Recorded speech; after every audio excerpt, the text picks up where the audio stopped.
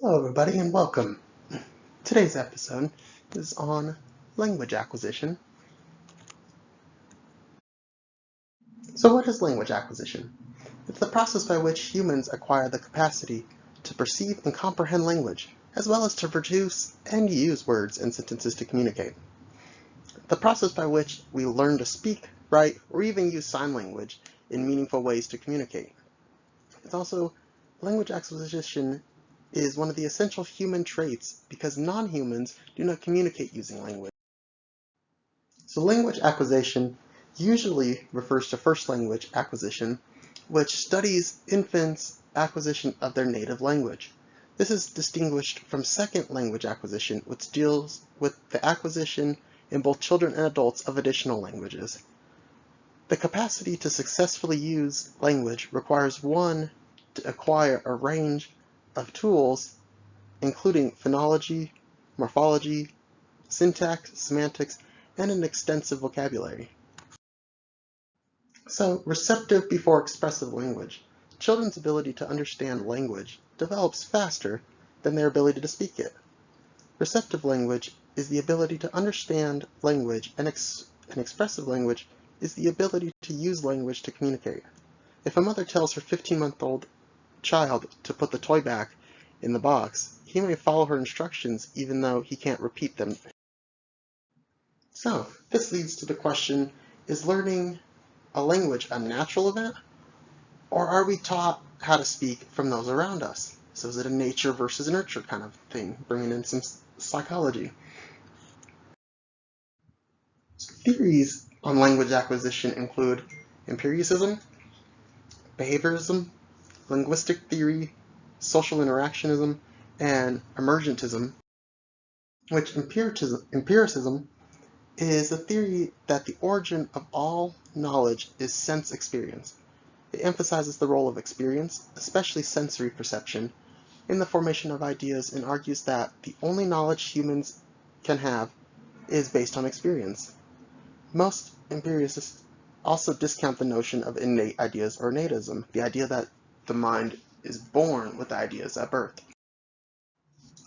So a little bit of the history is it's a concept of a blank slate, and it developed as early as the 11th century, and is attained through empirical familiarity with objects in this world.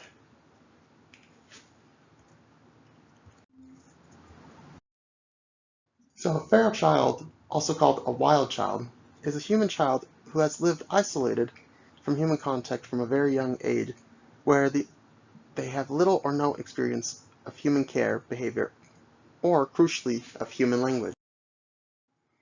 So behaviorists like B.F. Skinner argue that language acquisition and development are learned behaviors. We learn by associating events, known as classical conditioning. We also learn through rewards and punishments, a process known as operant conditioning. Opponents of behaviorism argue that language may be learned through a form of operant conditioning, since operant conditioning is reliant on reinforcement by rewards.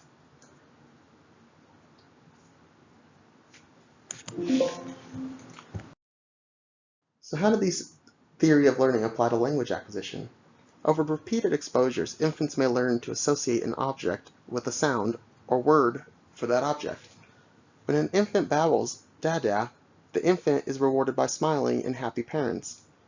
And infants may learn language by observing caregivers and imitating their sounds. Social interactionism. Social interactionist theory is an explanation of language development emphasizing the role of social interaction. So this is between the developing child and a linguistically knowledgeable adult. It is based largely on the socio-cultural theories of Soviet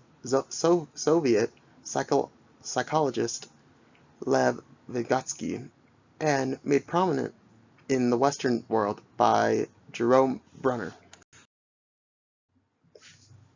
Specifically, it asserts that much of children's linguistic growth stems from modeling of an interaction with parents and other adults.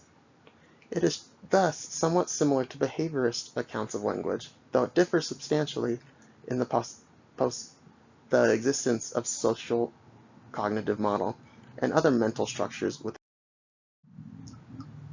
Another key idea is the zone of proximal development. And this is a theoretical construct denoting the set of tasks a child is capable of performing with guidance, but not alone. As applied to language, it describes the set of linguistics tasks, proper syntax, suitable vocabulary usage, etc., a child cannot carry out on their own at a given time, but can learn to carry out if assisted by an able adult. So linguistic theory. So this is Chomsky's linguistic theory, which states that we are born with an innate ability to learn language, and with little guidance, children will naturally learn language. Chomsky argues we must be born with a language acquisition device, an area in our brains that makes learning language a natural event. As evidence, he points to the idea that children all over the world learn language in similar ways, regardless of their culture or the language. So children learning language put words together in new ways, creating meaningful sentences they have never heard before. Chomsky argues that children learn rules of language and apply them in their own way.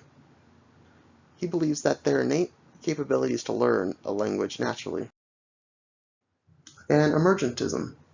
Emergence theories such as McWhiney boast that language acquisition is a cognitive process that emerges from the interaction of biological pressures in the environment.